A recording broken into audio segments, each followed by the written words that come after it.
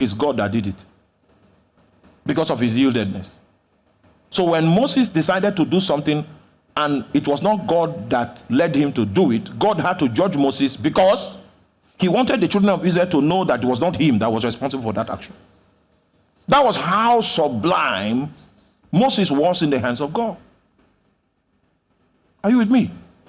So if Satan had possessed Moses' body and had come out, just like, because God used to use him to give directives to the children of Israel, and had come out in that body, and he said, all of you, fornication now is approved. It was going to it was going to risk everything that God has built. So God had to send angel Michael to come conduct a secret burial for Moses. Moses was that man that angels had to steal his body. But unfortunately for Michael, before he could access the body, Lucifer was already present at the location. And you know, are you there? You are there? Yes, sir. Okay. So Lucifer was an authority.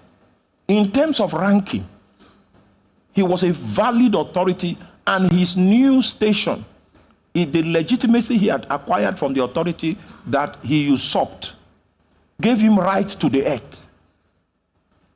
You know, Adam's authority was aquatic, was terrestrial, and atmospheric. I've showed you before. And that's why there's an aspect of demonic activity that operates from the water. Oh, you're not here. Because you did not respond, we will cut it. You know, there's an aspect of demonic authority that operates from the water. Because Adam's original jurisdiction covers the water. There are spirits that operate from the water. There are spirits that operate, terrestrial spirits. Some operate from the forest. There is a way they are. Many of you have seen people that they brought here with Azor spirit. That's a spirit that is in the forest. That's the forest spirit. It has a cry that is like a cry of an animal. You know what I'm talking about. Don't look at me like that. You know. We also have spirits that their abode is the graveyard. Those are the spirits that very good wizards use for necromancy.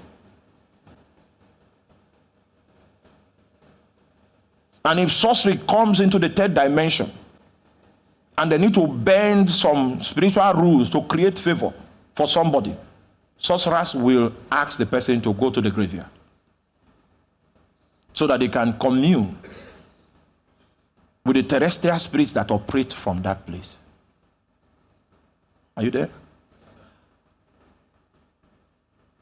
All of these territories from whence these spirits operate are territories that are under the Adamic realm of dominion.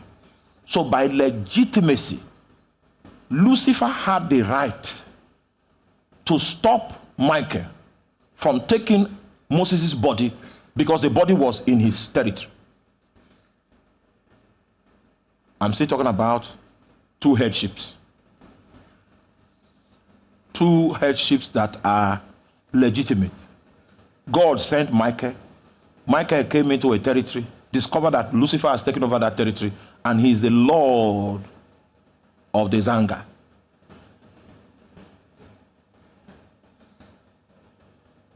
According to rank, Lucifer was higher than him in rank, even as an angel, and even much higher because he's using Adamic power. So according to rank, he was no match. So what did he do? In order for him to win the day, he invoked the authority of the headship under which he was dispatched to come retrieve the body. How did he do it? He said, the law. I hope you know Angel Michael is the angel that is a war angel. In fact, the name Michael means strength. A few people in the chronicles of a few prophets, Angel Michael has appeared to a few prophets before, and I've read their chronicles. One of those prophets that Michael appeared to was Apostle Joseph Ayo Babalola of CAC. And he said when he saw Michael, Michael did not put his feet on the ground because he was carrying so much energy. He was not sure if the ground could hold Michael. So Michael was suspended. It was Michael that gave him what he gave him.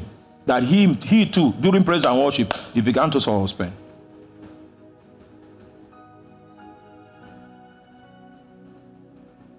Are you still with me? He didn't put his foot on the ground. Michael, if you don't need a dictionary to know what strength is, the moment you see Michael, you know this is strength. This is strength. This is the metaphor called strength. So in terms of warfare, he's designed as a warring prince. You will notice that Angel Gabriel was put in the prison that was built by angelic princes. Huh? Because Gabriel is not a warrior type angel. Gabriel is in the department of information. Those angels that give you dreams in the night and then you wake up and say, they come from that realm. They communicate in language that is spirit, words that are spirit, and words that infuse life. So, as powerful as Gabriel was, he was imprisoned by a prince. And Michael had to be released to come fight with him to release him from bondage. So Michael is used to fighting. But you see, the issue here is an issue of authority, not of strength. Even though Michael was stronger, but if he uses his strength, he will be using it illegitimately, and that is going to confiscate him, will confine him for a long time. He would have wandered out of his estate, and even the covering of God would not have kept him. So he was in a tight situation. How did he bail himself out? He said what? The Lord rebuked. So I'm going to show you from the Bible the times in scripture where that statement was used. The Lord rebuke you. Can we do number one? The answer to the question is the Lord. Do what? There is an Ezemo, your grandfather, your uncle is the one controlling the altar. And he's sending supervising spirits to come monitor your destiny. And you have seen the evidences of the activity of those spirits around your life. What is the answer? The Lord.